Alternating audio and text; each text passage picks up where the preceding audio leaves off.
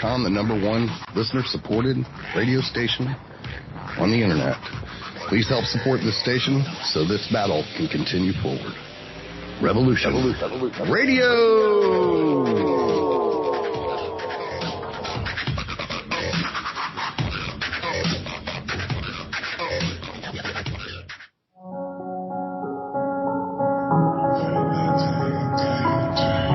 Do you feel as if you don't belong? Do you know you were meant for something more? Well, you were. Knowledge of who you are and where you really are from is within your reach.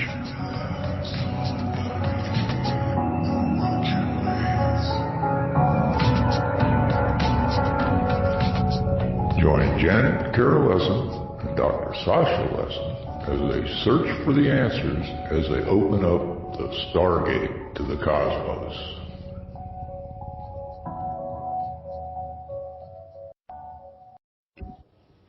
Hello, everybody, and welcome to Stargate to the Cosmos.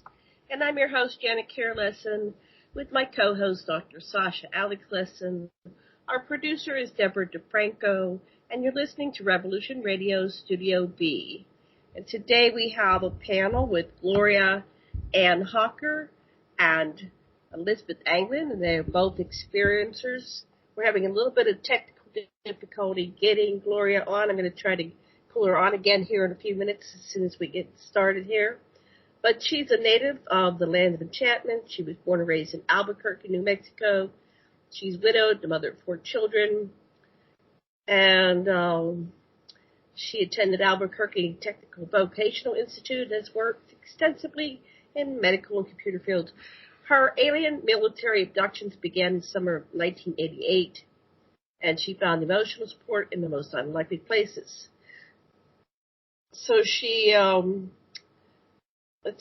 received help from the local national UFO community, which enabled her to write about her traumatic life experiences, and she published her first book, Morning Glory, Diary of an Alien Abductee, in 2001.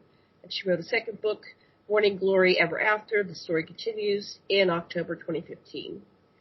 So we're going to see what we can do about getting her on, because she's one of the original abductee contactees. She's got an incredible story, so we'll work on that. Our other guest is Elizabeth Anglin, and she is on with us on hold.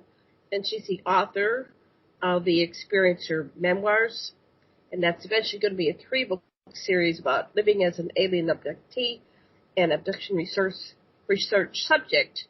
She worked with the late great Dr. John E. Mack at Harvard University, and her book is Memoirs of an Abducted Childhood, which is on Amazon. And so she's got a fascinating story, and both Gloria and Elizabeth have been with us before. So, Dr. Lesson, what would you like to say? And I'm going to go see what I can do about getting Gloria on. Okay, with both Gloria and Elizabeth, you just get us a real clear sample of what we've been studying for many years now, that the evidence is overwhelming that our clandestine advanced military and extraterrestrials have been using Earthlings, integrating with and doing various things with Earthlings for some time now, and people who are in the government write these papers. They swear that they must lie about this, and if they don't, they can prison forever and stuff like that. And so here we have 2 people, 2 real courageous people that say, I don't care what your trip is. We're telling our truth, and that's what we're going to use. And I see we have Gloria. So, Gloria, if you could turn off your video, we're doing just audio for this one. But it's nice to see you. Can you say hello? Can you hear us? Oh, we can hear her. She can't hear us. Okay, we're not sure. I'll try to work with her. Let's start with Elizabeth. Elizabeth, can you hear us? Welcome to the show. Yeah, I can hear you. Wonderful. Okay, so with you and Sasha and Deborah can start the dialogue while I see if I can work with Gloria and see if I can get her up and running here.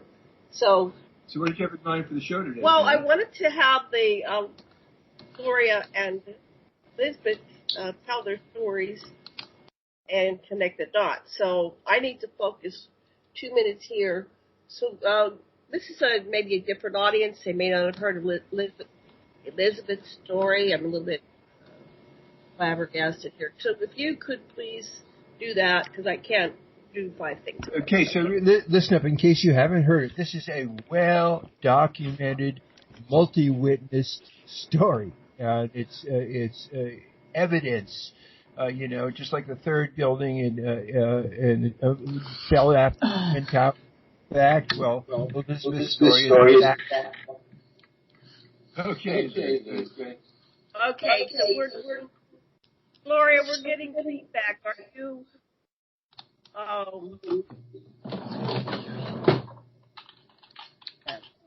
Okay. Gloria's video's on. And Gloria's video's on. Okay.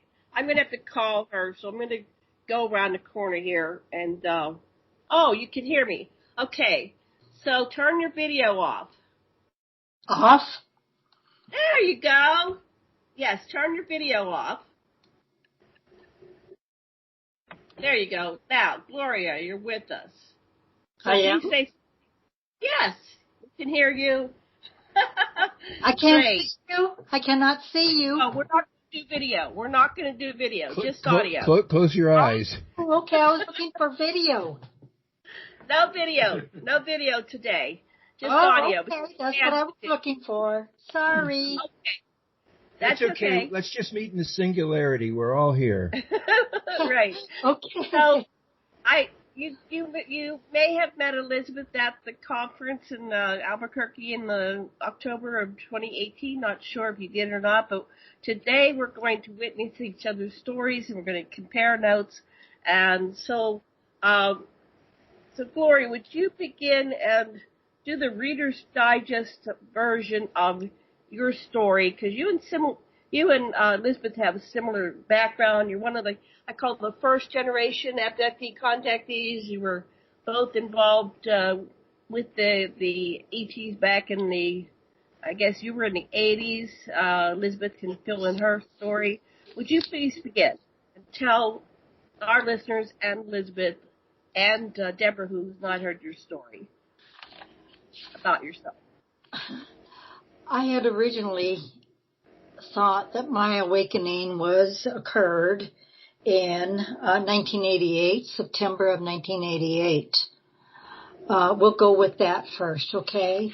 And it began with some lights, a light that occurred that came upon the southeast side of our 2-story home on this evening.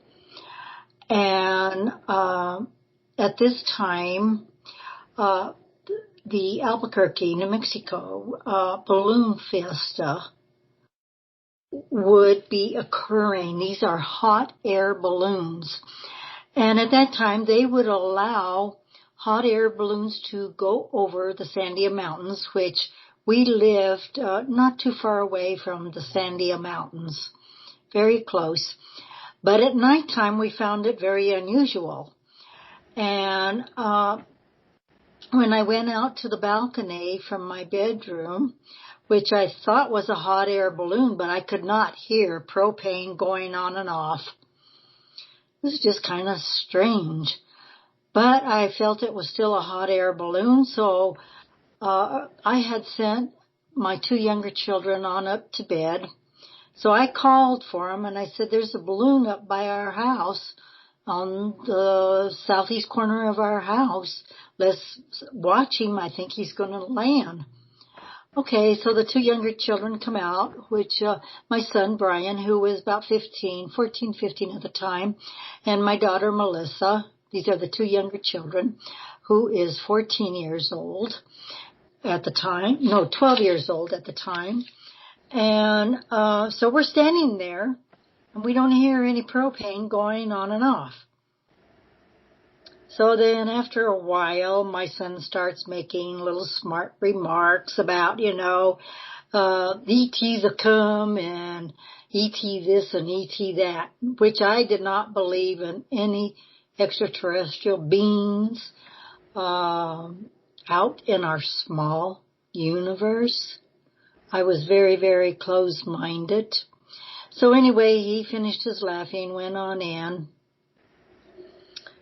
And after an hour or two, this object did not move. So I began to think, well, it's not as close to the house as I think it is. And it has to do with some type of experiment coming from Sandia or Kirtland Air Force Base.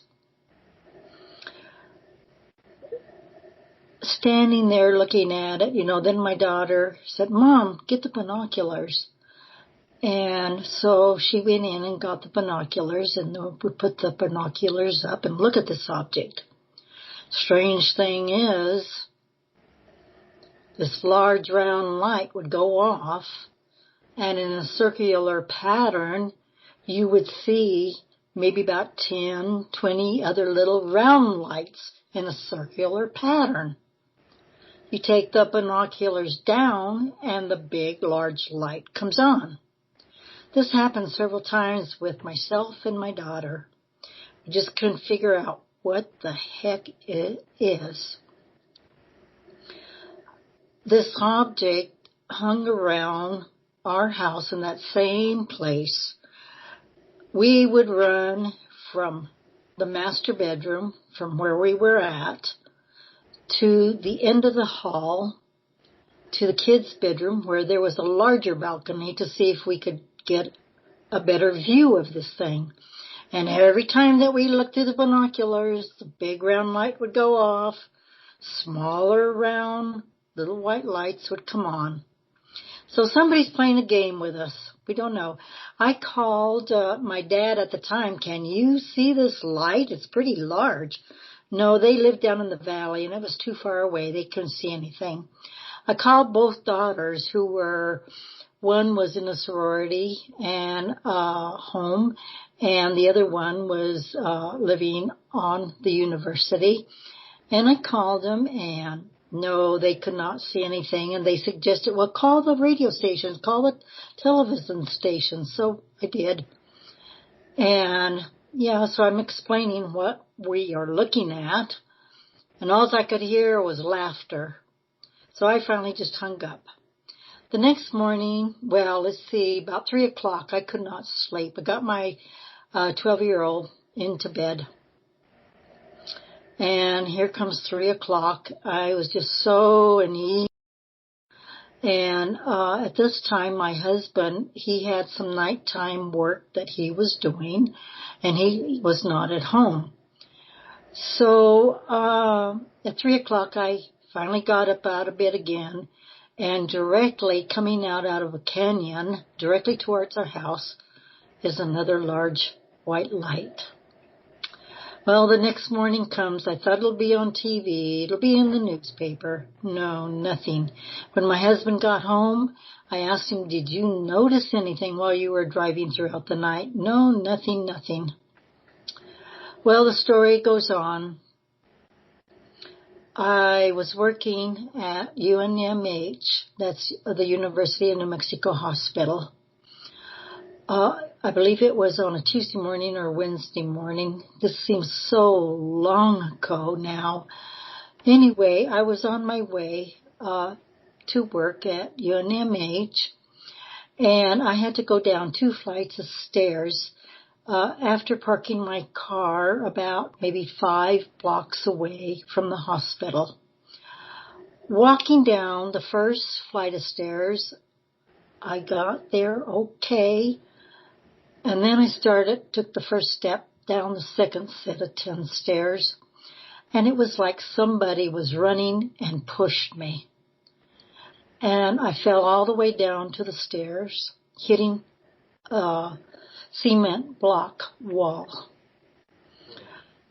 I was laying there, and this young man and woman came running to my aid. And what they had told me, they said it was like I was flying down the stairs. I said, no, somebody was running down the stairs and they pushed me. There was nobody else on the stairs. Just all of a sudden, it was like you were flying down the stairs and hit this wall. Well, the ensuing injuries, I had torn everything in my legs. I didn't break, but everything was torn, muscles, nerves, everything.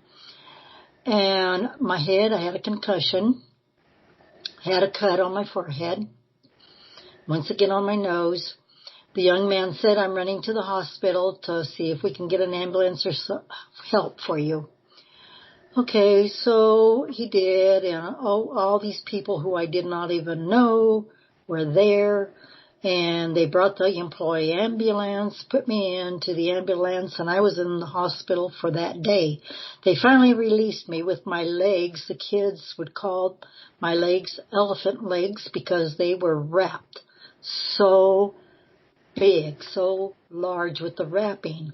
And I had to lay in bed with 3 pillows for elevation for my legs.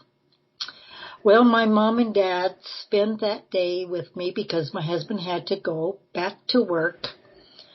And they left the house about 10 o'clock. They had my kids, Brian and Melissa, in bed. And I was just so edgy. And I thought, well, it's because, Gloria, you had this really bad accident.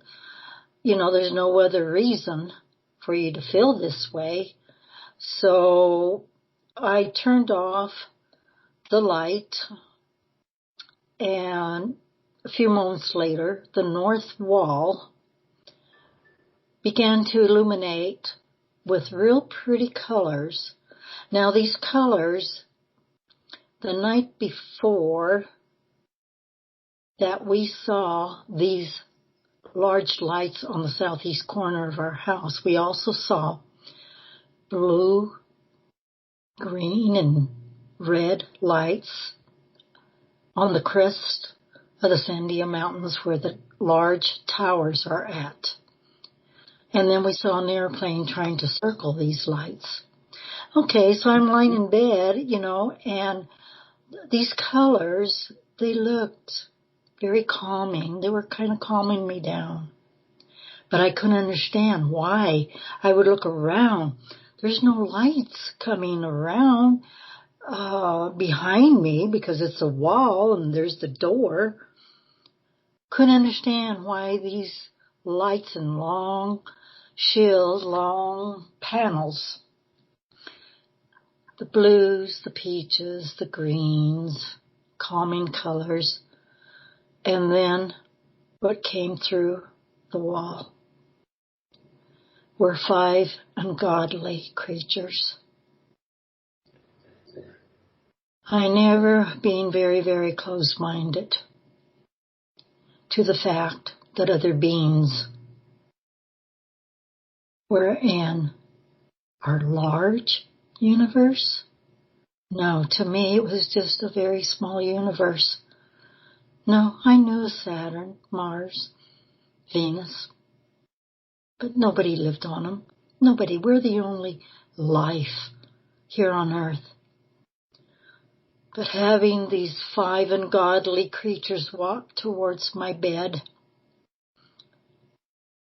2 of them stayed at the end of the bed.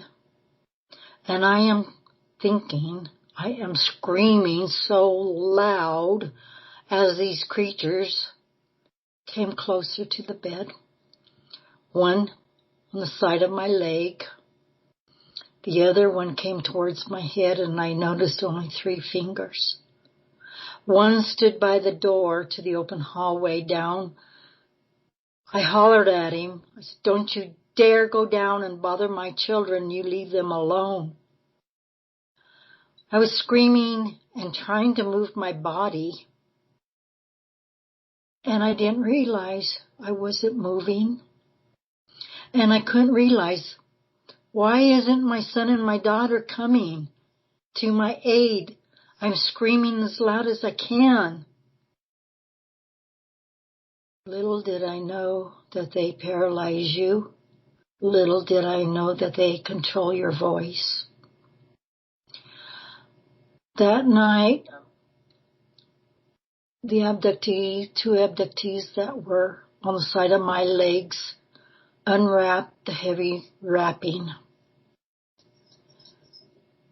They had a little black box that they brought along with them. They opened up the box, and what they took out of the box, it reminded me of what I have seen in some grocery stores, like the intestines, the sheathing of intestines. That's what came to my mind. They stuck a big needle in both legs. And what they removed in the sheathing, it looked peach color. The one by my head, he kept rubbing his 3 fingers. At least I thought he was rubbing 3 fingers into my head. He was working with my eyes and the top of my head. I was so shocked, so afraid. And all this time I thought I was fighting him, but no, I wasn't. I don't know if the one standing by the door did go down the hall. I don't know, because I blacked out then.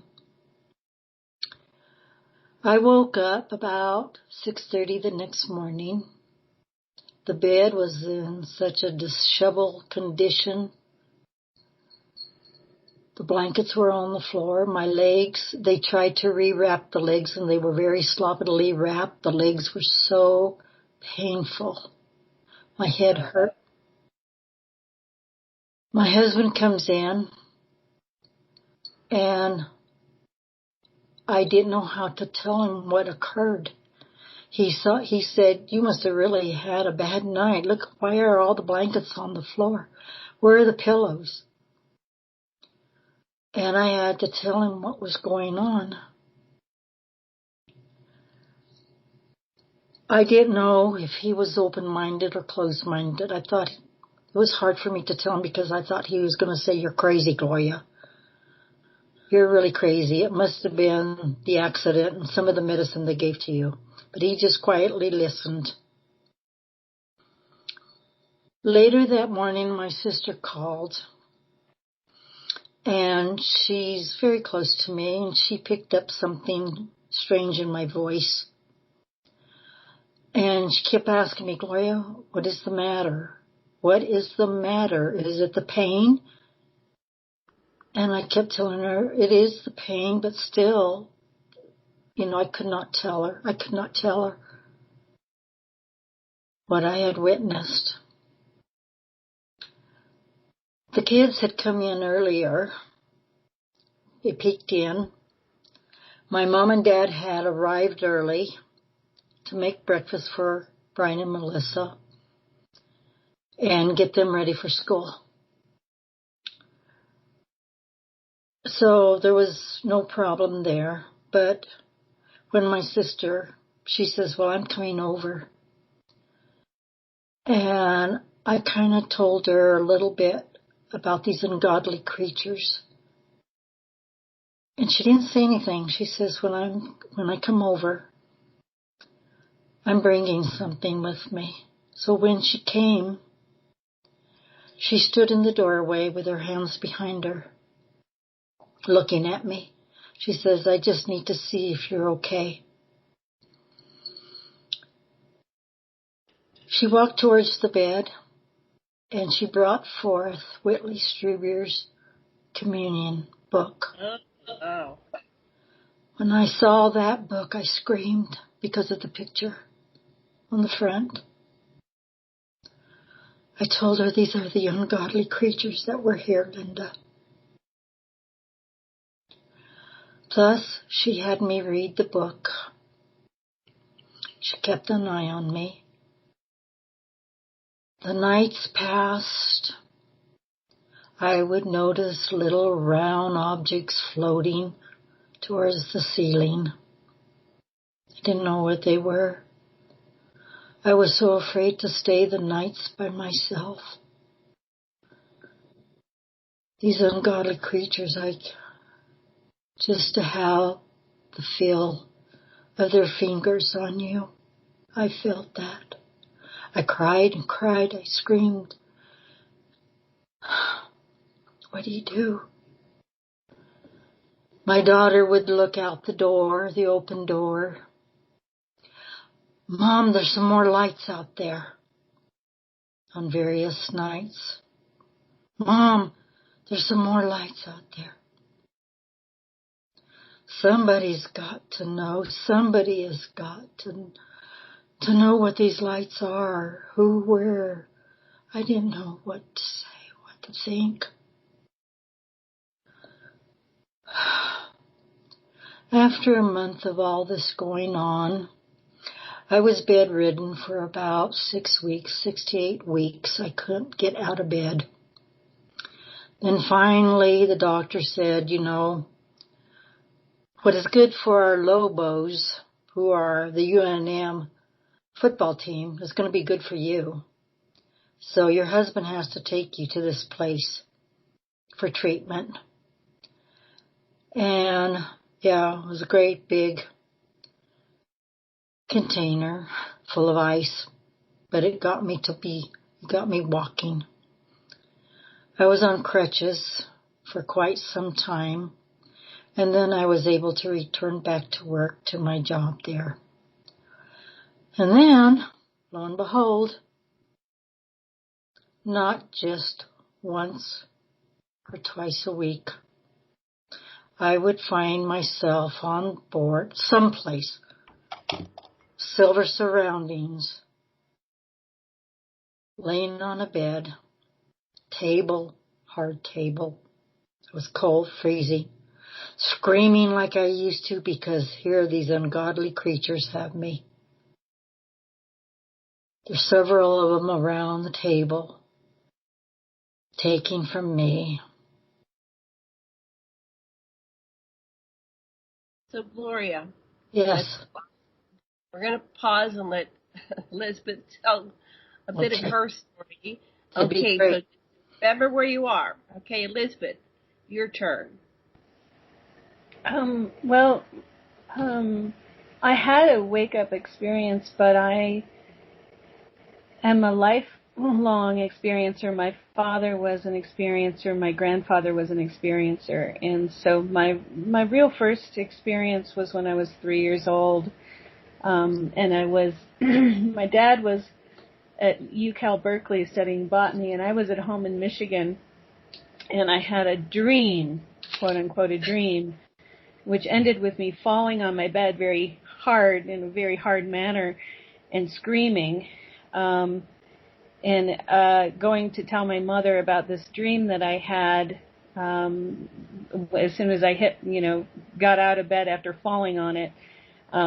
And the dream was that these bad men had my daddy, and they were pointing a gun at his head. And the bad men were all little gray men with big black eyes dressed in robes. And they were going to shoot my daddy in the head. And I was terrified that these bad men had killed my daddy. They'd shot him in the head.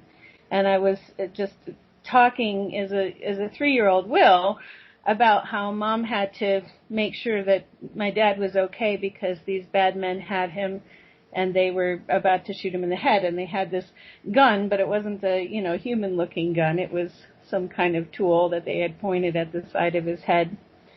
And I had screamed. And what happened next was that my mother called to California to see if my dad was okay and tell him that I was not okay. And she couldn't get him. And she couldn't get him for almost a full day. And when she did get him, he said,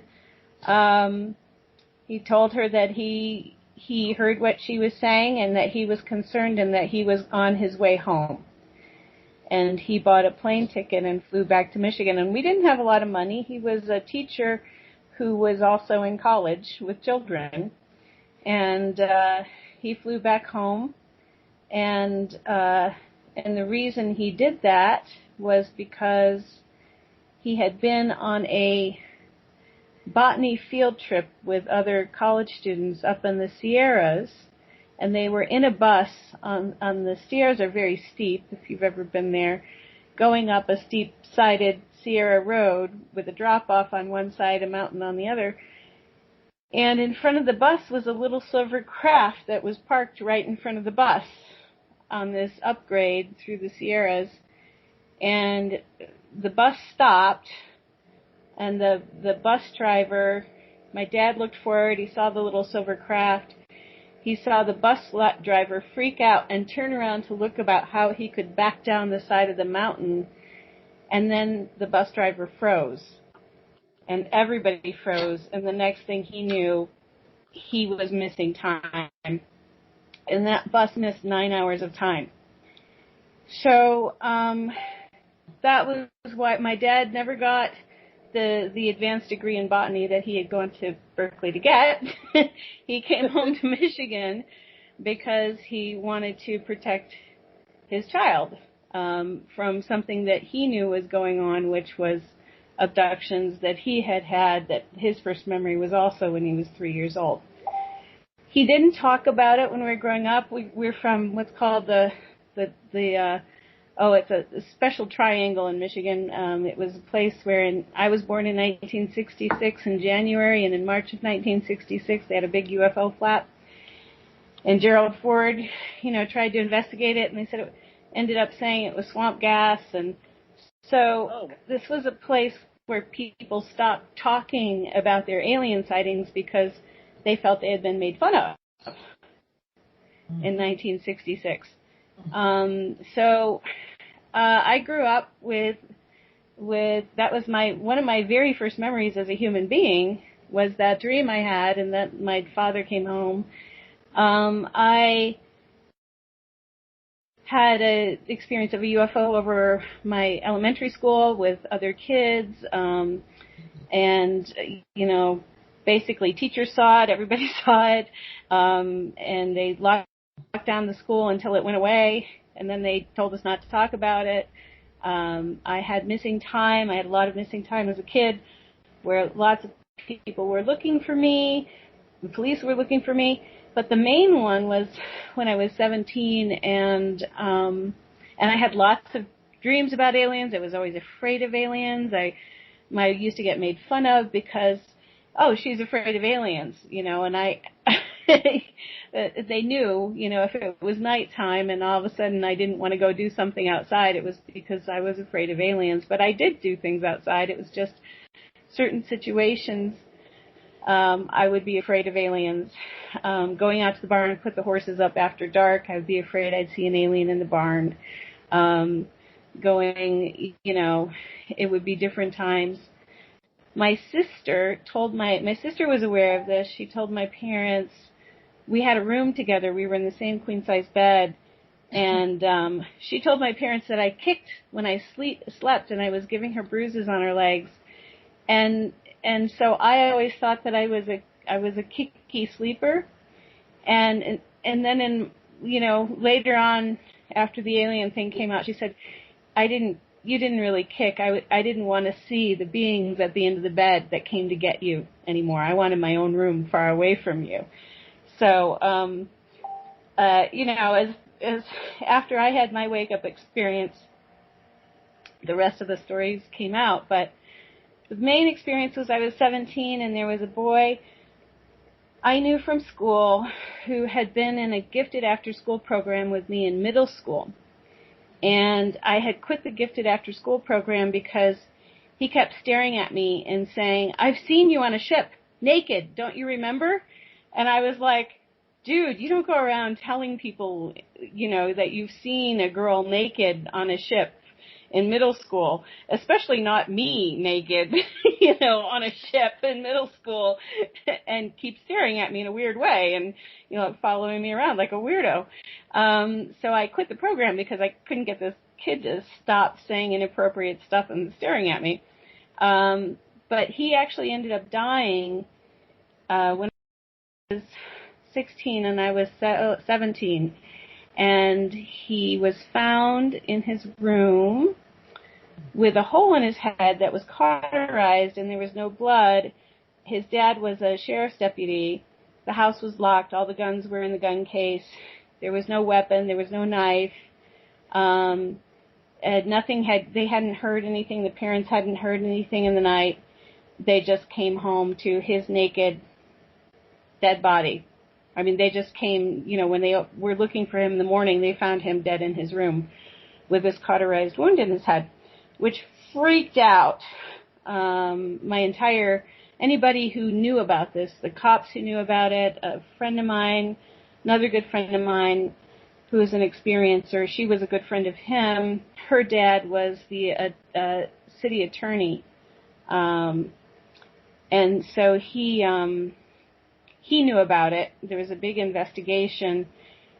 Anyway, I ended up shortly after that getting abducted from her house with her when about a week and a half after. She and I were abducted from her house, and her dad was on the lookout for anything weird, and he saw the lights on the lawn and went to go check on everybody in the house. And he knew that we were in the basement family room on this long circular couch that could fit two people end to end. I was on one side of the circle, she was on the other side of the circle, and we had decided to watch a movie and fall asleep down there. Well, we were gone. Our sleeping bags were there, but we were not there. And so her dad called the police, called my father. These men showed up at my house to take all my journals to see if there would be anything in them about where I had been. And they showed up like right after my father was called. And my stepmother gave them the journals, which really perturbed me. But after everybody was outside the house looking for us, and then when they went back into the house, we were back on the couch asleep. And so her family sent everybody away and tried to act like everything was normal. They fixed us a really nice breakfast and her dad proceeded to give me the third degree as only a city attorney can, as I'm eating this really nice breakfast. And I'm kind of like, I'm looking at all this spread, all this stuff is coming out, like bacon and eggs and juice and, all of this good stuff. Do you want this? Do you want this? And he's asking me questions about what we did last night after this party that we had gone to that got closed down. And it was, we came home to watch a movie and got tired and went to sleep on the couch. Well, then what'd you do? Slept, Well, then what'd you do? Woke up and now we're talking to you, So after that, what happened is my dad was antsy because when he found out her mom had called him, he called on the phone in the middle of breakfast and said that I needed to come home right now. And so, they sent me on the way. I had the family truck and I was driving home, and our house it's not in town. It was outside of town. And all of a sudden I'm in town passing the hospital, and there's my dad coming in the car, and he stops and waves me down. I'm like, hey, what's up? He's like, come home right now. And I'm like, okay, what did I do wrong? He's just all scowling, just get home right now. And I'm like, okay. And I'm going home, and I get home, and they tell me this whole story of what happened. And the next thing I know, I'm under house arrest for 3 days because they think that somebody might be trying to kill me. And because this boy who had just died had written all these journals where he talked about all of these kids that went up on ships with elves. And I was in the list of kids, and I was one of the central people that he talked about. Was like, I was like the band leader of these kids who went up on ships with these elves. And I'm like, I know nothing about that. I have no idea what's going on here. But if you think, somebody killed him and wants to kill me because of, and they basically were watching all of the kids. They had already been watching us because of his journals. And at least the city attorney, who was my friend's dad, and because she was named as one of these kids, and she was one of these kids, he was really watching all of us. So that was, I'm in bed, under the covers, told not to go near the windows. My dad's walking around the house with a gun, and this goes on for about 3 days, and finally my stepmother cracks and says, we have to go to get some food at the grocery store. She packs all the younger kids and my dad in the car, and they leave me in the house alone. And the first thing that happens is I get a phone call with a very weird voice that sounds neither male nor female and slightly altered, saying, we know that you're in there alone and we're coming in. And I was just like, oh, heck no. And I hung up the phone and we had a basement door. I ran down to the basement, out the basement door, behind the thicket of trees to the neighbor's house, and called a friend and said, get me the crap out of here. There's somebody coming for me, and I need to be very far away.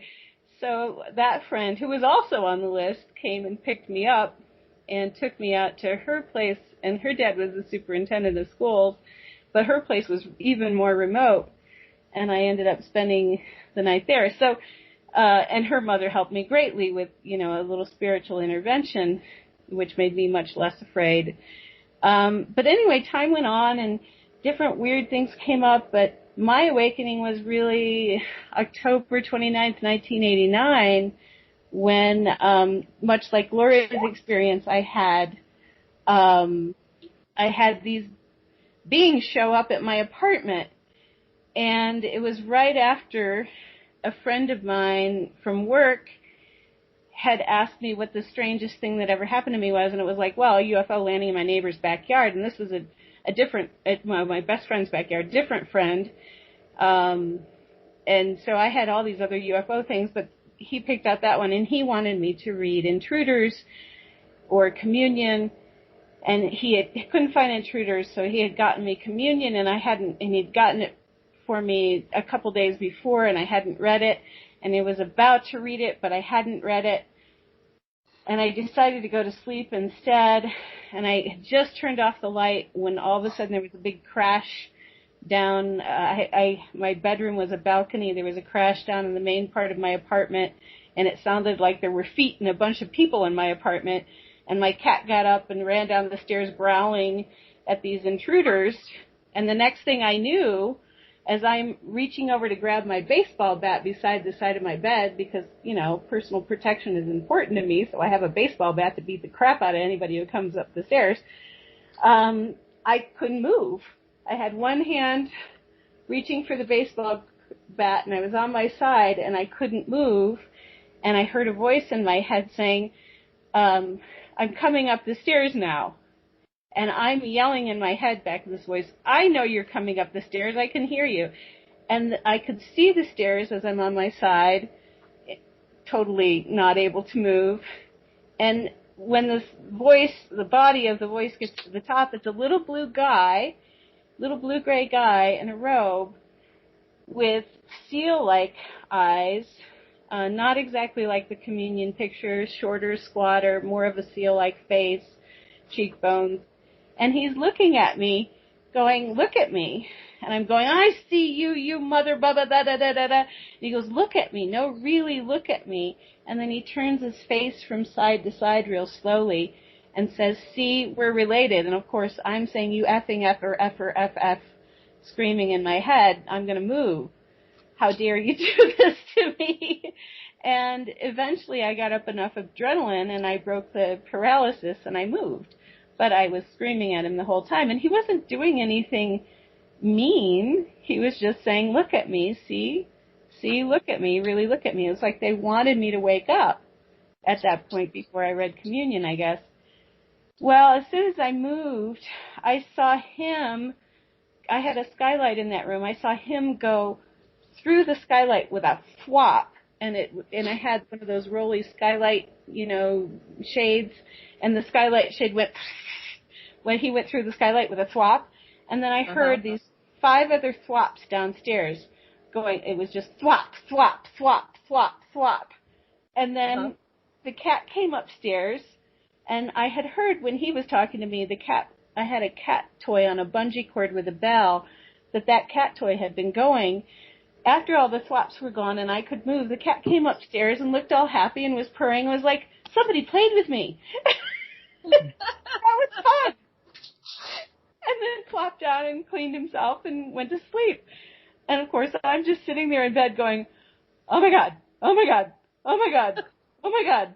and I couldn't sleep for a few days, so I called Bud Hopkins from the number that he had left in Intruders. I got that book and I called Bud Hopkins and I was like, and Bud got right back to me, which was really nice.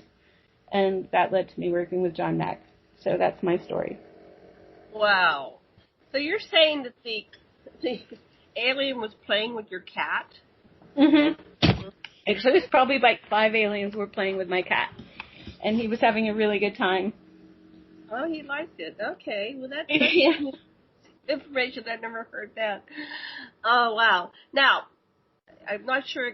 We're going to kind of mix it up a little bit more after the break, and we have a break in about 10 minutes. So do you have any questions for Gloria about her experiences? This would have been great for Halloween, the way you guys tell stories. They're just really good storytellers. So any questions for Gloria? And Gloria, do you have any questions for Elizabeth? But let's start with you. No questions, but the bat under your bed too? Would you believe I still have my bat under the bed too? I don't have a bat under my bed anymore, but isn't it funny? I didn't even think about that it was weird to have a bat. I don't know why either, but yeah, I chose the bat. Yeah. Yeah, I had the bat even. I went to school at Berklee College of Music, and a funny thing came up, just a side bat story. There was a guy who decided to. Everybody practiced in the dorm rooms, but one night this guy decided to play drums loudly until 3:00 in the morning, and nobody could sleep at all. And I got up with my bat and my little flowered dress and a posse of guys, because Berklee is mostly guys. At the time, it was 9 guys to 1 girl. So I'm in my little flowered night dress with my bat, going down 2 floors to the guy who's drumming, knocking on his door, saying, stop drumming or your drums are or this bat is going to be applied to your drums. Oh my God. But, the bat was, I never even thought twice about the bat. The bat I brought to Boston with me, so, yeah. Excuse me. I had to chuckle when you said that. And again, I know how to use this bat. I've tried to use it many times before. Yeah. And then again, my hybrid daughter would come down and play with our dog and our cat. Yeah. Okay. Yeah. Yeah. So we didn't get into the kid stuff. There's kid stuff in there too, but and that was when that one was saying, see, we're related. I was thinking, I know those cheekbones. I don't want to know those cheekbones, but I know those cheekbones. So. Your story's amazing. Yeah, both of your stories are amazing. And I both of your stories, a lot about your stories. And so somehow I want to, in the second half, kind of give some of the connections, especially you, Gloria. You had your experience with the military, that meeting out in the tent. And then, first, Elizabeth, you started working with John Mack. So, I have a question for Gloria. Does she know why she went flying down the stairs? No.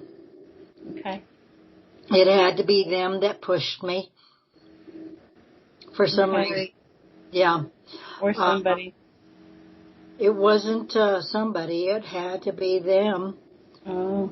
They had to create a situation to do what they did to me that night. And I guess that was to injure me badly to where I couldn't move. So when they did that procedure, Gloria, did that help at all? It seems like you were still bedridden quite a while after that. Yeah, I was still... Yeah. procedure? Any inkling? What was the question? I'm sorry. Did they give you an implant? Yeah, what was the purpose of Oh, the medical yeah. procedure I've they been did on full you? Did you implants. I find did out? full implants. Yes. And they had given me an implant that night. Through hypnosis, with Mr. Bed Hopkins, okay. He worked with me for many years, and we became very good friends. And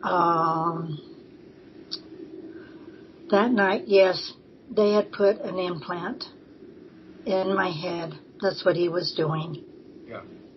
Mm-hmm. What was that for? Did you ever find out what the implant was for? And what part of your head?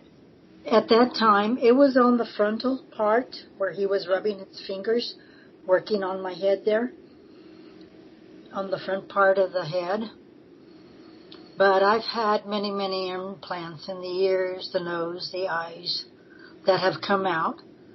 And if they come out, they take you right back up and put them back in. Mm-hmm. How do you know they came out? Pardon?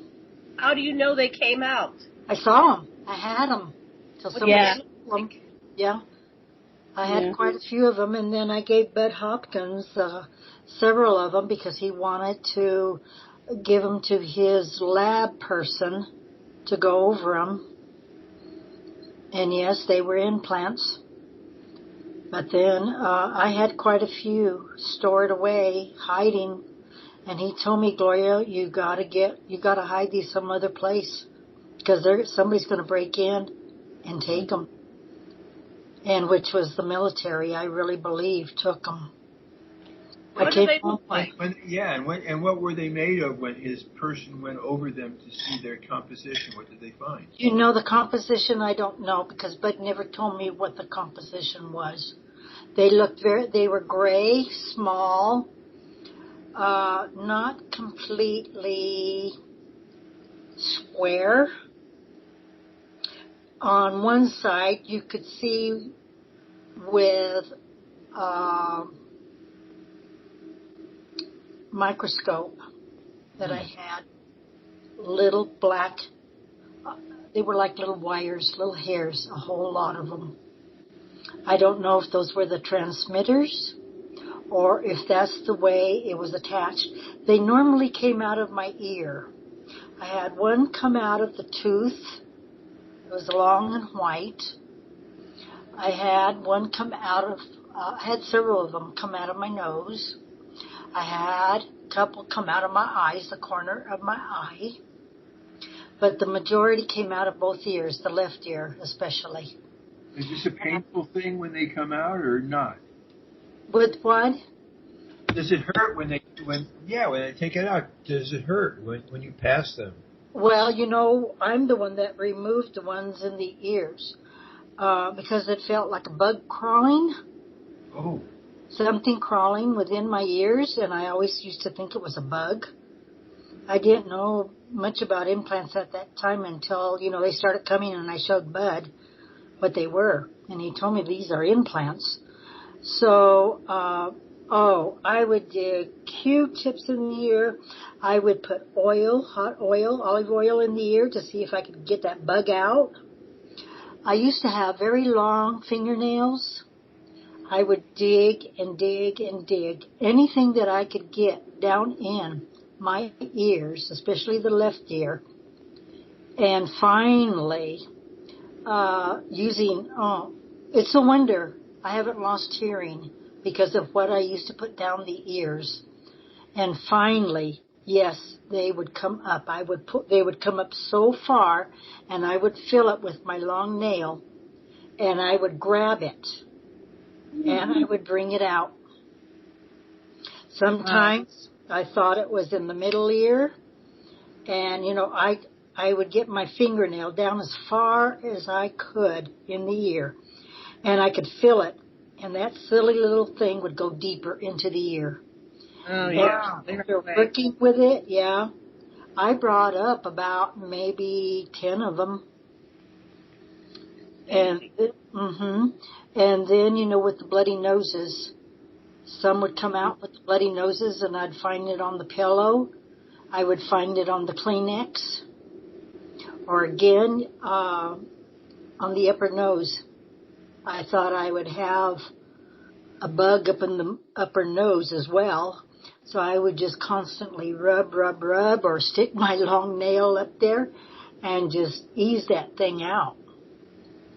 I have one question before the break. Did you go to New York and work with Bud? I did, and he came to Albuquerque. We became, I would say, pretty good friends. And every time that he had to go to Roswell or any place around New Mexico to work with clients, with abductees, he and his then wife, Carol, would stay with my husband and I. And he was at our home quite a bit. And got to know him quite well. He shared a lot with me. Oh, the music is coming on, so we'll be back in like 4 minutes. Sorry about that. No, it's okay. Pick up from there, and we're going to, connect the dots more and see if we can make sense out of all this. Okay. Okay. Mute your mic, and we'll be back in 4.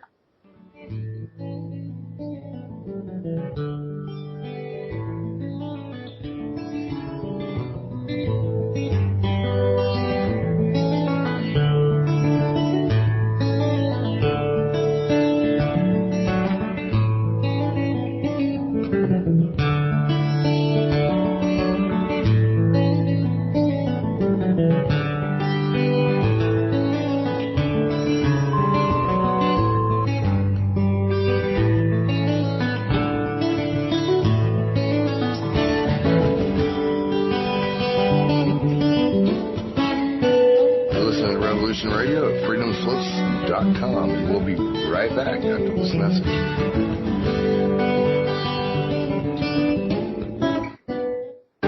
Many years from now, would you be willing to trade all the days from this day to that for one chance, just one chance, to come back here and tell our enemies that they may take our lives, but they'll never take our freedom!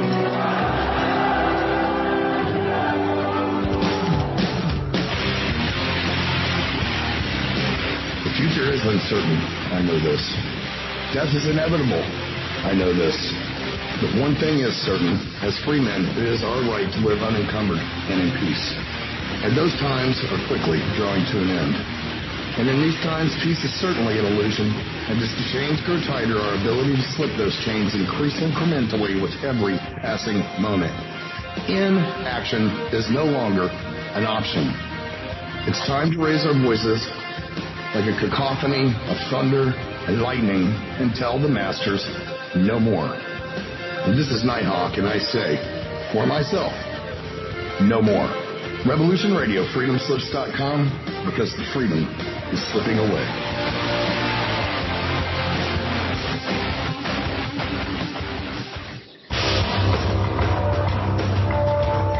Hello, my name is Mr. Rowe. I am the host of Reality Extraction, Revolution Radio at freedomslips.com. I utilize logic, intellect, and magic to methodically atomize, vivisect, analyze, examine, study, scrutinize, and extract an essence of reality from a fog of illusion and confusion. You can find me on Studio B every Thursday, 1700 hours Pacific Time. That's 8 p.m. Eastern. No topic taboo, no subject too strange. I strive to take a neutral standpoint during the dissection of the topic at hand. That's Reality Extraction with Mr. Rowe on Revolution Radio.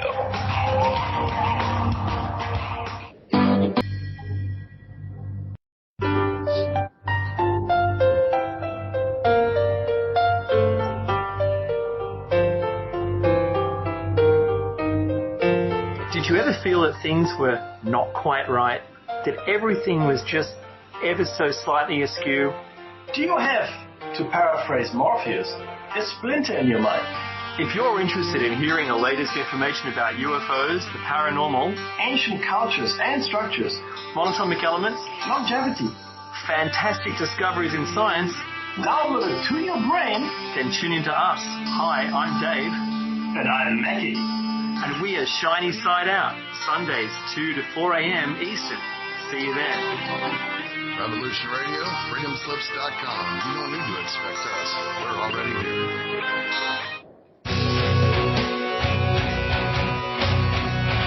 All right. Thanks for listening while we took that short break here at Revolution Radio, freedomslips.com.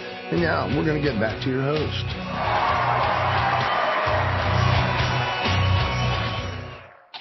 Aloha, welcome back to Stargate to the Cosmos. I'm Jen Care Lesson, here with Dr. Sasha Alex Lesson, and our producer is Deborah DeFranco, and our guests are Gloria Hawker and Elizabeth Anglin. Before we get back to our show, I'd like to remind everybody to please go over to www.revolution.radio and go to the donation button at the top. There's a one-time donation button I think there's a tab there, and a Patreon button for the recurring donations. And we'd like to thank you very much for your donations. You help us stay in the air here. Dr. Lesson, what would you like to say before we get back to the second half? Well, it's very interesting. In both these cases, we have not just abduction experience, but now the next chapter is, what does our clandestine military do about each of these cases? So I want to go back to Elizabeth. So we can't obviously do your whole story today, but we're going to connect the dots. So what happened next? What did you conclude? You're doing regression. You work with both Bud and John Mack, correct? Yeah, Bud as a friend. Bud hooked me up with buddies, people that were working with him. So, and we had especially one of the younger people was somebody who was from Ohio, and we had sort of been in the same, kids group together. And so, we knew each other in this sort of hidden life. And so it was nice to have this person as a buddy because we had already known each other, as kids, growing up as kids, coming up as kids through all this. And, then, the John Mack stuff was interesting because it was weighty in the sense that there was, he took a lot of notes. He did very long regressions. He tried not to lead at all, lead anything that we were doing. I did end up with an implant that came out of my nose in October of 1990, and it was sent on to Dave Pritchard at MIT, and he sent it on for scanning electron tunneling microscope. It was a red wire that came out of my nose. It was unbreakable under a tensile strength test, and they found that it was made mainly of carbon-13, a little bit of silicon, a little bit of nickel and aluminum, and it was 40 microns across, and it had a braided structure at the atomic level, which you could see in the scanning electron tunneling microscope. What's interesting about this is that implant helped spark, in my conversations with Dave Pritchard about it, sparked, and probably with John and Bud as well, especially, sparked him to do the Abduction Studies Conference at MIT, where a lot of abduction researchers got together and a couple skeptics, and they threw a big conference at MIT about alien abduction studies. So I was part of that. I was part of the genetic program. I was also part of the military program, which John was not as interested in. So I was getting abducted like 3 times a week, and sometimes I'd go with my regular guys who the little blue guy was from, who I was not always happy with because they were doing a lot of genetic stuff. But then I'd get picked up by like the more reptilian, heavier human military guys trying to figure out what the other guys were doing. It's like trying to reverse engineer what had just been, like, by looking at what had already been done to me. So throughout this whole time period, it was very intense. I was working full time, I was in school full time, and I was having all of this stuff happen, 3 times a week. And anyway, we started a support group, and it was done very well because it was John, of course. And, it got to be a lot. I'm 24 years old and I guess going all day and all night. So by the next year, I got mono and that turned into chronic fatigue. And then the rest of my next couple of years of trip through this was just like trying to survive, trying to keep a job and trying to finish my degree and trying to, I went to school for music and then I went back to school for geography. So it was a second kind of degree but I was trying to finish and, so I met a lot of people. We had a lot of different conversations. We talked about, our visions of the, coming earth changes and what was happening with the planet and messages of, hey, you're wrecking this planet, you're polluting it, you're making it too warm, etc. You're wrecking your environment and those kinds of things. But we didn't spend a lot of time on the military stuff, but I will say about the implant that I went to see if I could get my implant back from Dave Pritchard. And when I did, Dave could not remember that I had an implant, nor where he would put it if I did have it. He couldn't even remember how and why we knew each other. Now, we're still friends, but I went to his house in 2010 when I was writing my book. I just started writing my book, and I said, Dave, can I have my implant back? And he said, what? And I said, Dave, do you even know why we know each other? And he was like, well, I assume it's from the Abduction Studies Conference. And I'm like, yes, but do you even know how you met me? Do you even remember when we met before that? And he's like, no. And I'm like, you remember the implant? No. And he's like, literally can't remember it. So something had happened with him somehow in his brain to help him forget that we had met because of my implant. And he had no clue where the implant was. Yeah. So, hate when they do that. Yeah, I remember looking at you like you're crazy. It's like, wait, we had these long conversations. We stayed up late. We couldn't go to bed. We were just talking. Nope, don't remember it. Oh my God. No, don't. Then how do we even know each other? I don't know. Oh my gosh. But he's come out here and visited since, and he and Andy are good friends. But literally, if you ask him what our first meeting was, he won't know. I have the whole entire transcript of that first meeting, in both hard copy and otherwise. But he doesn't remember it. So. Now, yeah. Did you end up having hybrid children?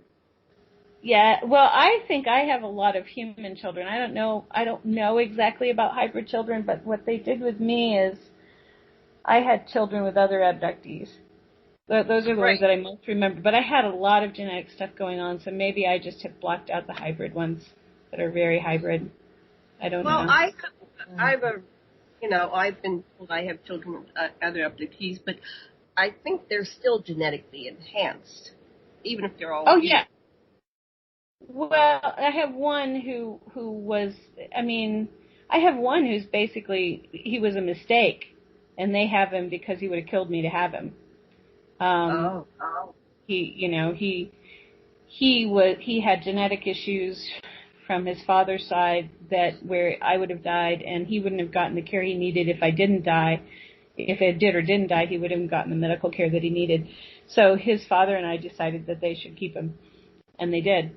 And he's doing very well there. And he's brilliant. Did Jay have you carry them like full term or 3 months, or what happened with your children? Normally it would be for the one that they took that wasn't expected, they sped him up so that he was at 7 months within, he would have been December, January, February, March, April. So he was actually about 4 months, but he was literally 7 months. His growth got sped up, so they took him when he was 7 months. but he had been in my womb for about 4 months. So you were pregnant, and you knew you were pregnant. And Yes, then what we knew I was pregnant.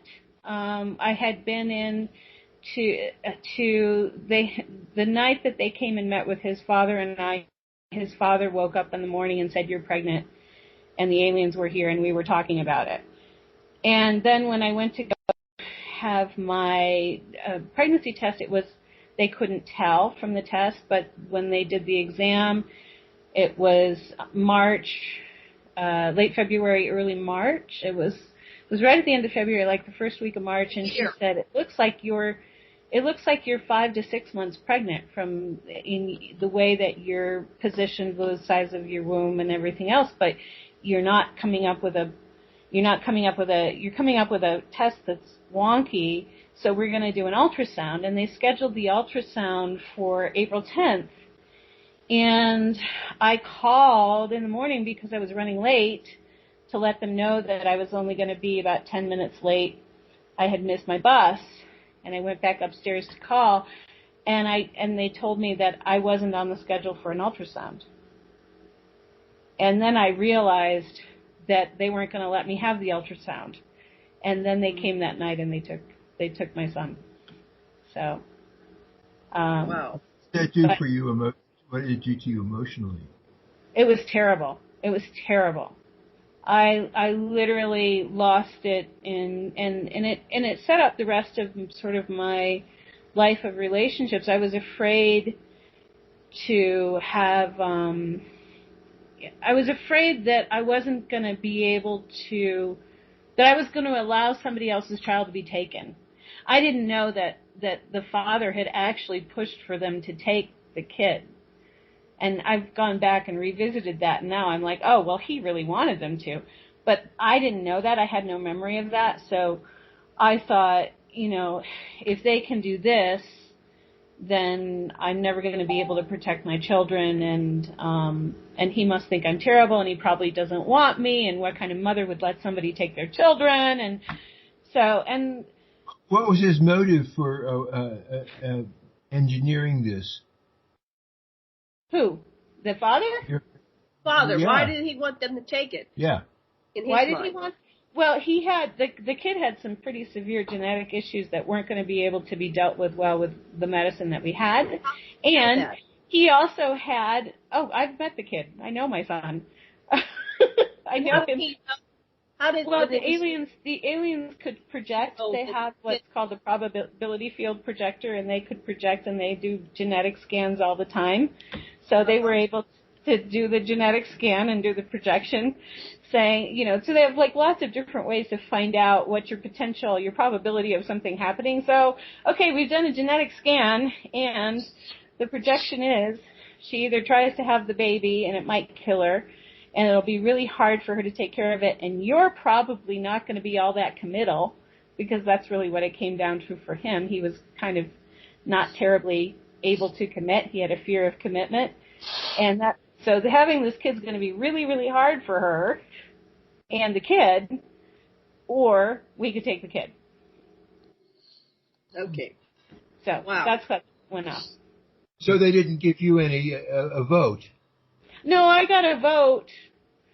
But I remember now after going back to it that he was pretty adamant that I shouldn't do anything that was going to endanger my life. And I was already at the time tired out. I had chronic fatigue and I was pregnant. So this idea of having a kid with chronic fatigue and myself and trying to take care of a kid with special needs myself, like in that little space where we were having the conversation with aliens, it was, there's a really good probability that you won't survive this regular childbirth, because he had hydrocephalus and his head was really big. So he was going to have hydrocephalus and his head was very big. And that was all. They were able to take care of that. They were able to take care of most of his problems in the first 3 to 4 years of life. So it was just a better. After you saw him on board ship or wherever they take you? Yeah, I got taken a lot to go see him, and I got to take him to see his father. Take him down to see his father. So, yeah. And when I lived up in Colorado, I saw him every week. So for part of his teen years, we saw each other every week. But, it's a lonely existence. You can't go to someone else and say, yeah, I have a son, and I have a daughter too. You kind of just, when people complain about their kids and whether or not they can see them because of custody battles, you just bite your lip and go, mm-hmm. Yeah. Sorry you had kids. Yeah. I never was allowed to give birth to any or even have a missed period, but I know I've seen my kids, and there's quite a lot, but I don't know how many. They kept that for a mystery for me, but a lot of people have more information on their offspring. Let me get back to John Mack. So Dr. Lesson worked with John Mack for many, many years, and so I met him around the turn of the century at a conference, the Prophets Conferences. He was there 2 or 3 times, and we kept hanging out together. But the same thing, I wanted to tell him about my military experiences, and he just said, I don't want to hear about it. Do you have any more insight onto why he didn't want to hear about the military experiences? Well, I think I actually helped convince him not. I wasn't getting anything good out of mine when I was having them. I wasn't, when we worked with the regular group, they were very forthcoming.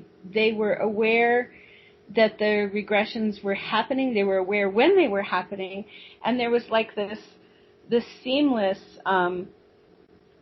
conversation with them while the regressions were happening. So, like, I had a doctor that, if it was a medical experience, there was always a doctor there who was also aware that I would be going under regression. So how they do consciousness in time is less attached to the physical moment as it is for us.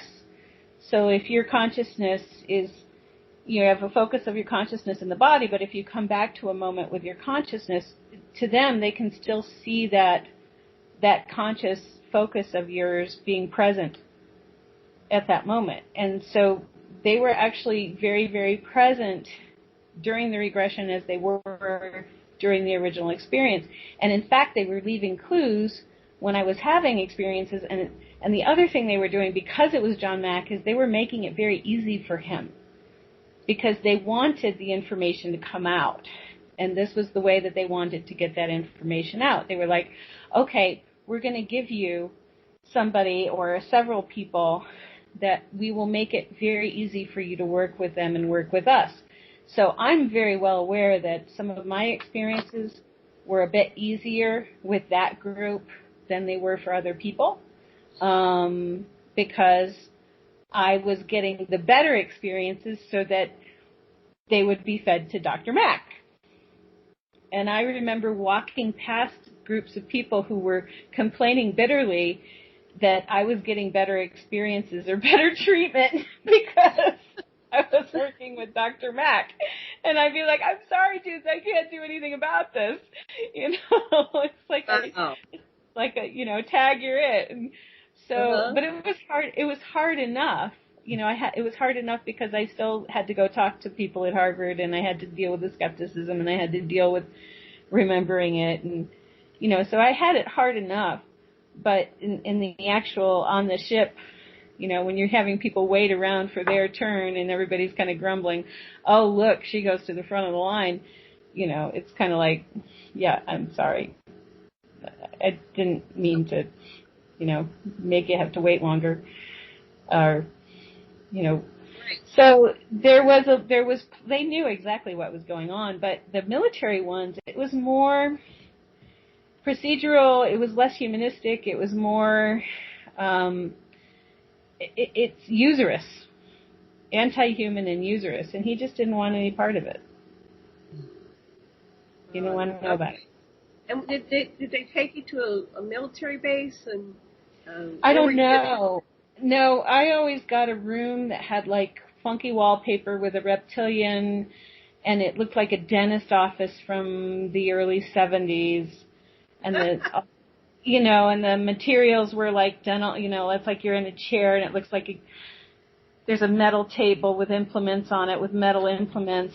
And the alien stuff, it's all much more sophisticated than that. It's ceramic lasers and things that phase shift out of physical reality and phase shift back in. And the reptilian / military ones, that's how I look at them. They were just like, are you kidding me? Are you kidding me with the wallpaper?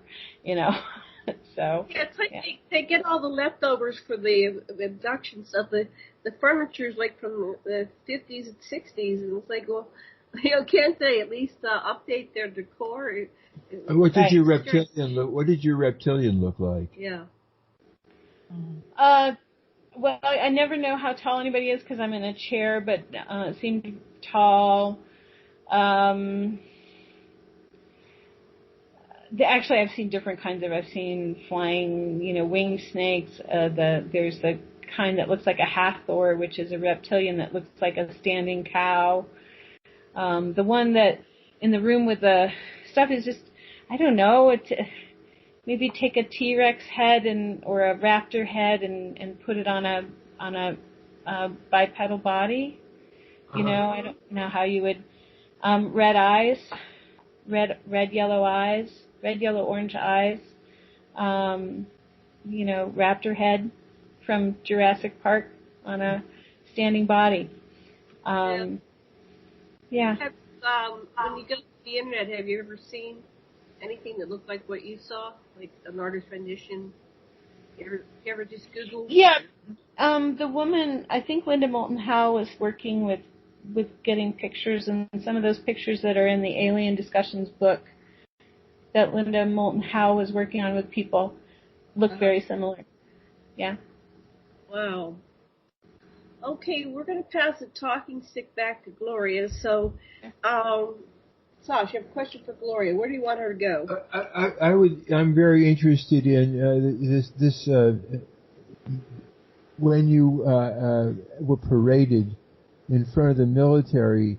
And that the thing with President Carter and the most amazing thing was how you met somebody else who was in the program with you, and so those are the stories I would like to hear. That night I was taken in a smaller ship, and then somewhere along the line transferred to a larger ship where there was 100 people, abductees, along with either their gray reptilian or whoever was the being that was taking them was on this larger ship. Excuse me. And didn't know where we were going. And when we landed, the door was open. Well, we were all laying down. They had us all laying down on this ship. This is where I saw my hybrid daughter, Winshaw, and they took me to her, and I had to lay down by her. The ride didn't seem that long in the larger ship until it landed. And when it landed, a door opened up, and in a circular pattern, however we were laying, whoever was closer to the door was the lead to go out. Well, going out, it was how we went out, exited. It was a slanting walkway. And immediately there were lights, very bright lights.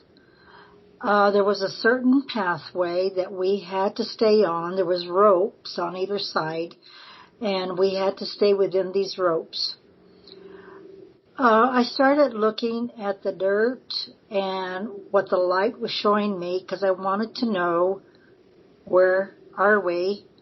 And I was figuring, well, it's either very southern New Mexico or southern Arizona, because I started seeing little cactus and the weeds. It was warm. It was very warm. And we were all led in a line with our hybrid children. And my friendly gray Raytheon would be, I think he was right behind me or near the side of me, as each entity was, as we were descending from the spaceship. As we were walking, then I began, the lights got brighter. There were brighter lights. And the first person I saw was Bill Clinton. I said, what? You know, Bill Clinton, Carter, standing next to him. Can I just say something? Yeah, go ahead. I have a huge smile on my face right now, and I'll tell you why later. But keep going. Okay. Yeah. Okay, there was Bill Clinton and Carter. Reagan was there. He was still alive. Bush, he was standing there. And I had recognized, I'm sorry. What year was it? It was in the 90s. Probably, I think, 96 or something like that. And how I recognized Carter is because I think every time I saw him on TV, he always had his brown trench coat on. And there he was. Yeah. They all had quizzical looks on their face. Really large eyes, like unbelievable. Can't believe it. I also saw, with puzzled expressions, Yeltsin from Russia, leaders from Japan and China, Iran and Iraq. I believe there was a representative from almost every country. They were all standing in a line next to each other. Some of them looking at their faces that they could accept what they were seeing, especially the hybrid children. And we were led into this very large white tent.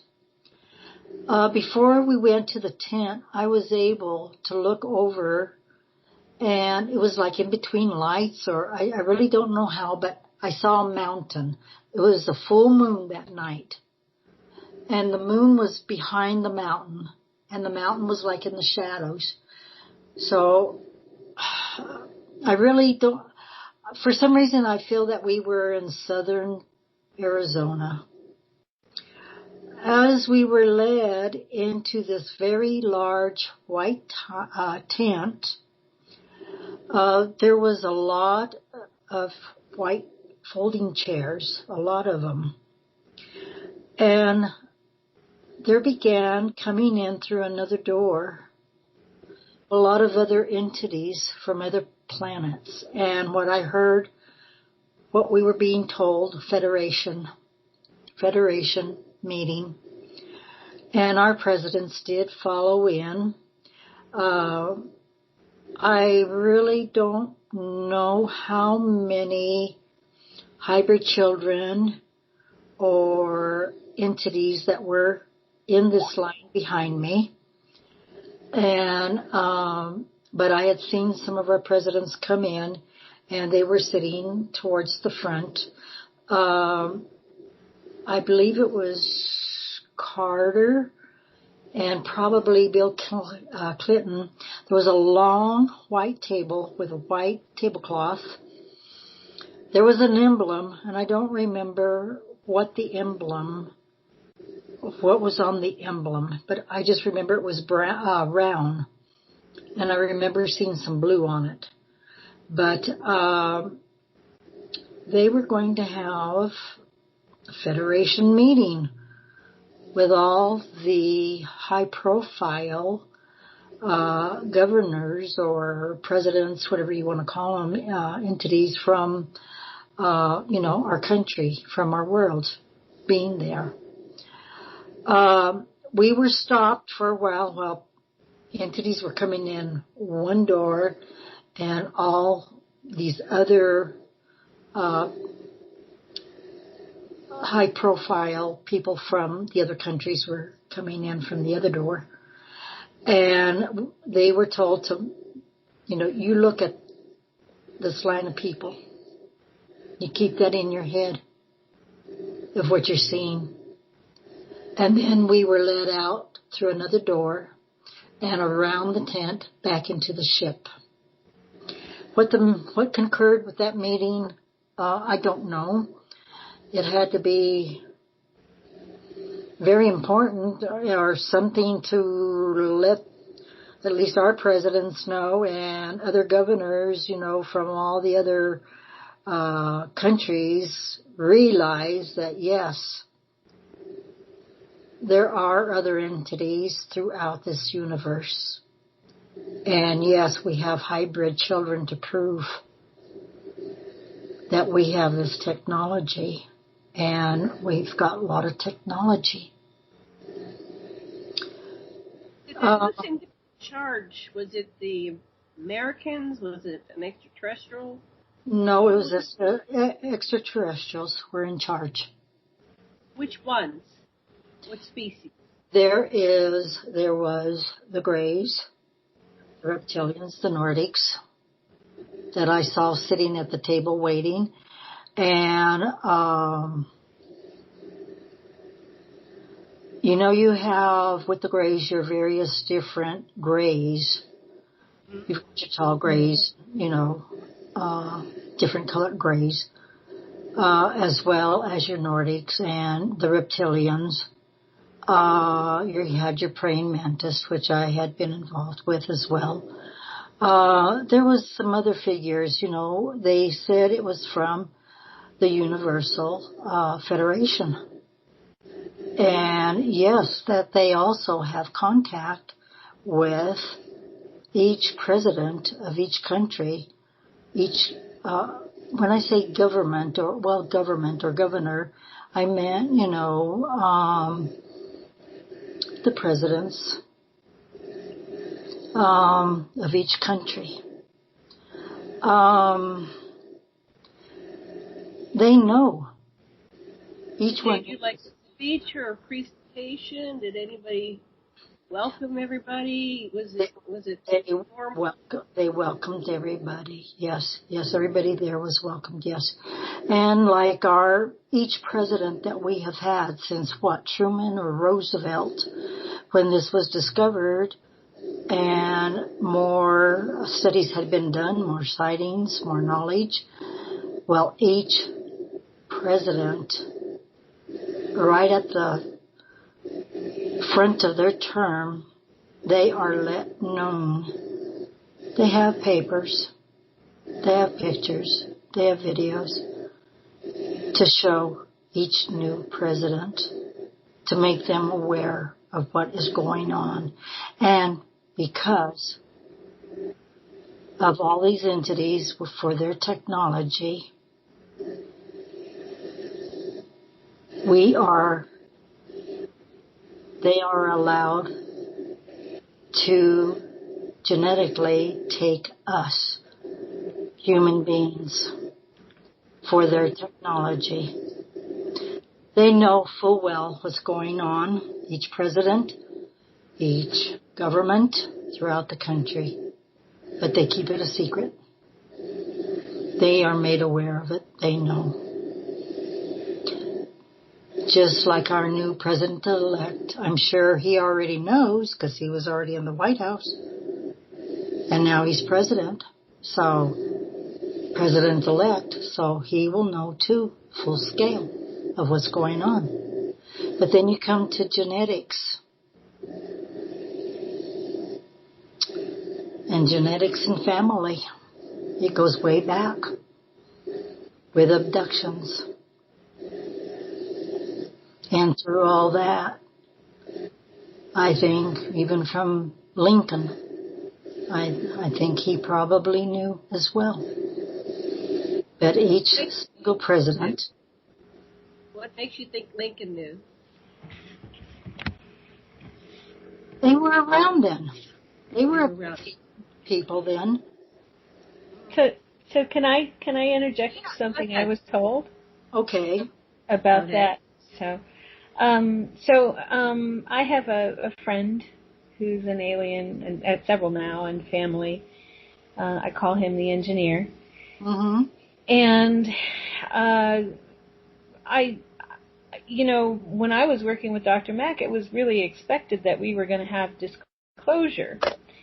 And when we didn't get it, and I started working more consciously with the engineer just after 97. And he said, oh, well, you were supposed to have disclosure. You had a 50-year agreement with Russia, the United States, and the aliens that it was also nuclear protection. It was, you can have your nuclear war, you can try to have your nuclear war, we're not going to let you do it. Mm-hmm. But we'll protect you from getting bombed by the other side if you allow us to keep doing this genetic stuff. And we'll give you technology if you allow us to keep doing this genetic stuff. This is straight from an alien's mouth explaining the situation. So he said that the Russians and we were given the option to allow them to keep doing what they were doing and not bomb each other to smithereens. So we were all protected as long as they could keep doing the genetic stuff. And what happened was that when Clinton was shown the evidence of the genetic stuff, which sounds like the meeting that you were at, he was excited. He was thinking he was going to be the disclosure president, and then he saw the children and the genetic stuff, and he said, I cannot do this because it will undermine what everybody thinks of what reality is, and it's just horrible. And just think about all of the lawsuits the government is going to be, so he basically just backed up. He got sick to his stomach. He backed up. He freaked out and said, I'm not going to do disclosure. But they were supposed to do disclosure after 50 years. Right. That was written into the 50-year agreement, and Clinton didn't do it because he freaked right out and said, I can't possibly do this. So the 50-year agreement supposedly ended in 97. And I don't know, what do we have now? Well, I have a question. So then Hillary was supposed to reveal it, and Podesta was all excited, and what's his name now? The guy that works in D.C., what's his name? Bassett. Steve Bassett was investigating. So it was supposed to come out, and then so Hillary was supposed to get elected. So what happened? We're trying to figure out. It seems like there was a switcheroo, like maybe something like that happened. Hillary agreed, and then she said no. Then maybe, Trump was supposed to, but something has happened. Anybody have any insights? No. No. No. Okay, I'm just putting out there. It doesn't have to be answered, but I'm just saying.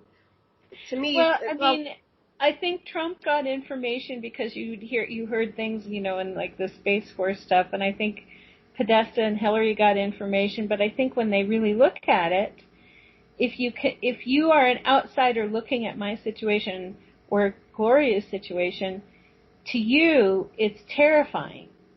Right. To us, it's just life. Right. We've come to terms with it. It's just, hey, life is doing life's thing, and here's some life, and wow, life is much bigger than we thought it was, and intelligent life is, the universe isn't little, it's big, and there's lots of intelligent beings in it, and yeah, all right, this is just life. But if you're outside looking in on this story, it's horrific.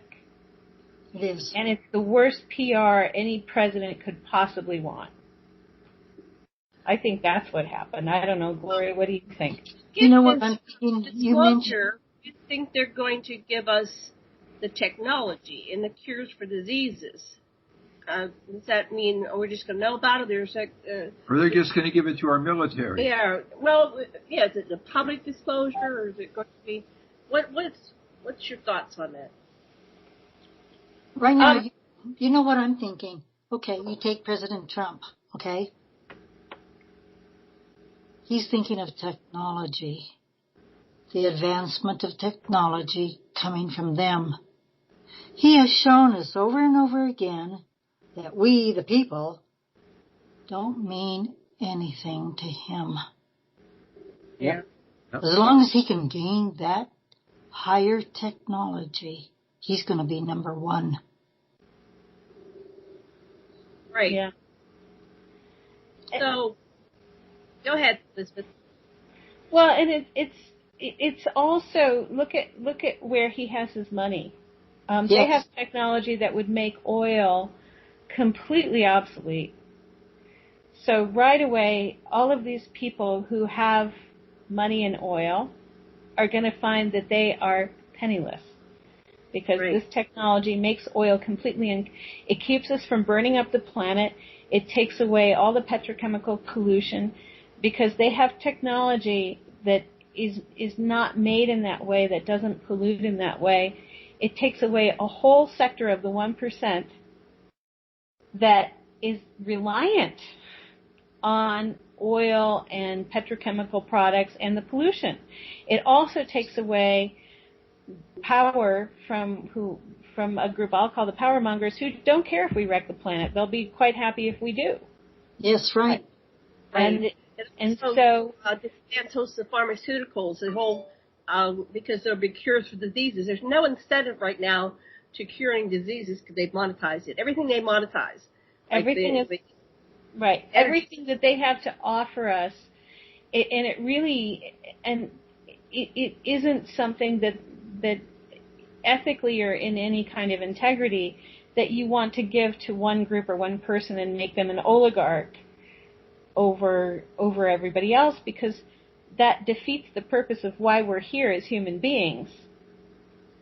We're here to learn something, and it's not to be slaves, in my opinion. Right. And from what I've seen, Gloria, what do you think? I think I agree with you, really. Well, unless we get this book, we continue to be corporate economic slaves. We're in a constant state of slavery. We never get our needs met. There's people living on the streets. We have diseases that kill us. Our life expectancy is like the Anunnaki. We could live hundreds of thousands of years. But, we barely make it to 100. There's only a few. So this is a form of slavery, not getting the whole information. Well, but also if somebody, gives you a fish, you eat for a day, and if you learn how to fish, then you eat forever. So this, if we learn how to, a lot of this technology is how do you work with other beings? In my experience working with ships, there are other beings that are also, engineered with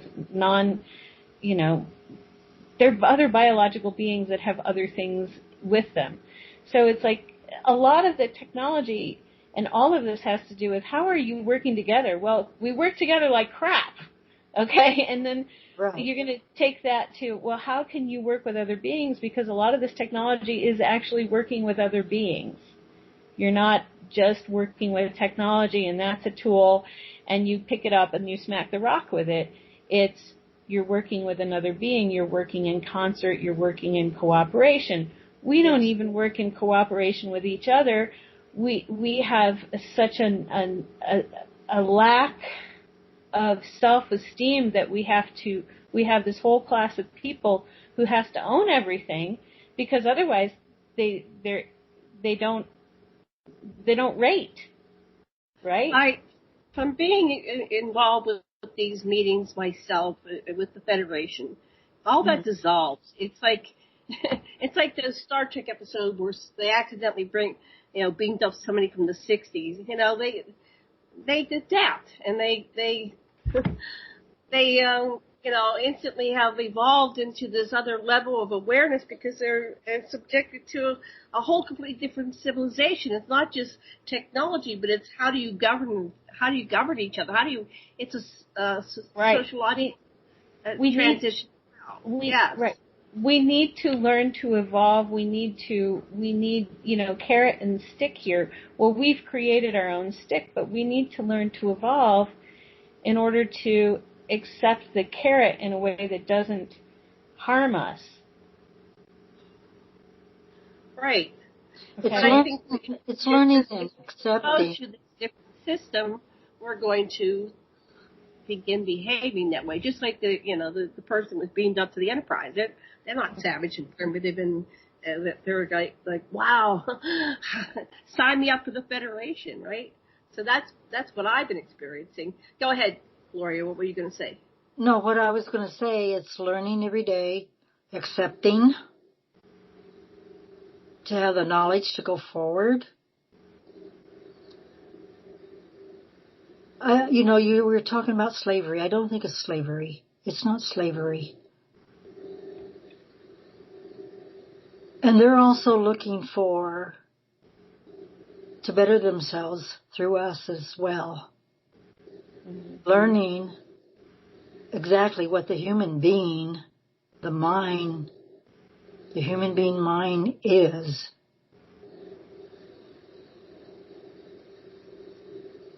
They want a lot of their emotions learned from us as well.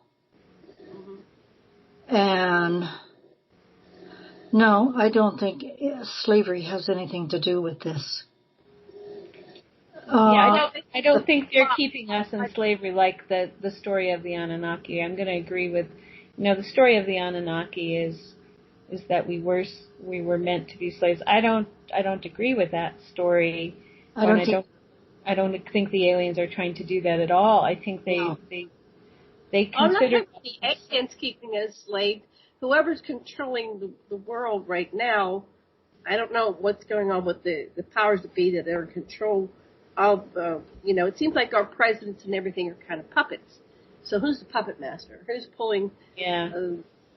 And so we are, by being kept in the dark, if we had free energy systems, we wouldn't have to work so hard, right? We spend a lot of our own time and energy and life force just to do the basic needs of survival. So we would be out of this base shock or survival mode into, where we could be contributors to and learn other things that are more exciting and travel in the universe or whatever. Develop skills that we can't possibly get because we don't have the basic physics and rules of existence we're being lied to. So the lies is a form of slavery. We're not getting all the information to really excel to our greatest potential as human beings.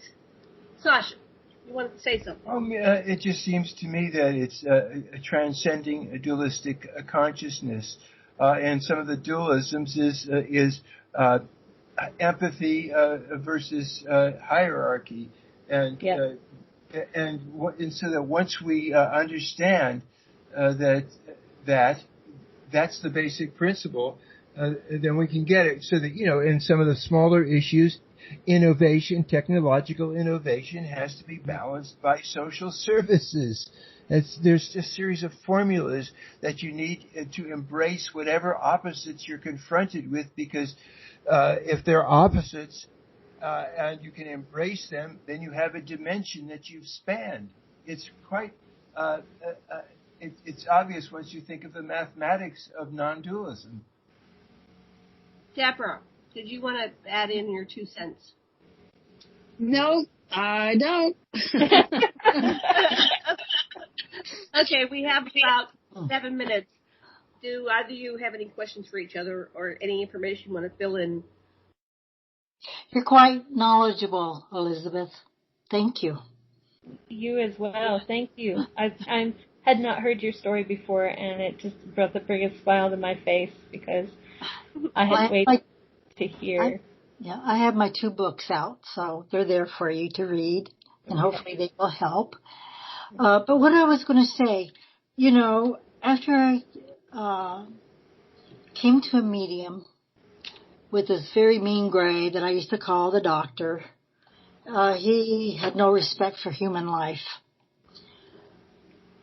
After we had a medium and things changed for him where he at least respected me, and then I saw I either taught him something or he recognized something and he changed. And I saw the change amongst many of the other entities. But from that change, when I was introduced to the biochemical warfare lab and medical bio lab, things that they were teaching me, and I would know up there, but once I got home, I couldn't even remember. Here I have a daughter in engineering, in chemical. I want to say chemical, but it's not chemical engineering that she got her degrees in.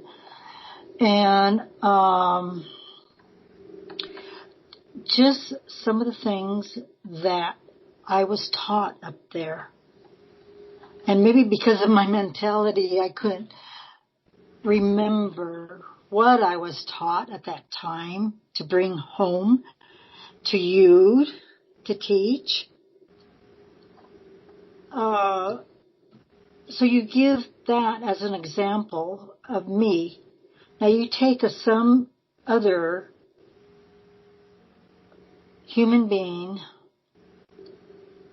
who are very, very intelligent like you, Elizabeth, and given all this knowledge where you can bring back and work with the right people, be it biowarfare, be it in the medical field, be nuclear, be it maybe to bring all peoples of this world to greater peace and love, working through all these elements that they have shown us, that they have taught us.